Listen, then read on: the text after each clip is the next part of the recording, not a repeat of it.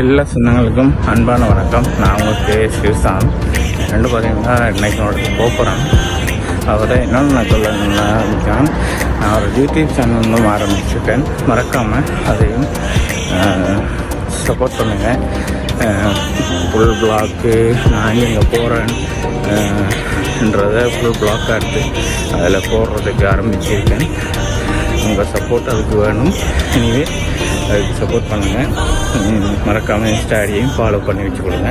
அப்போ வாங்குவோம் போவோம் பயோவில் லிங்க் இருக்குது. மறக்காமல் சப்ஸ்கிரைப் பண்ணி ஃபாலோ பண்ணி வச்சு கொடுங்க. வாங்குவோம் போக முடியாது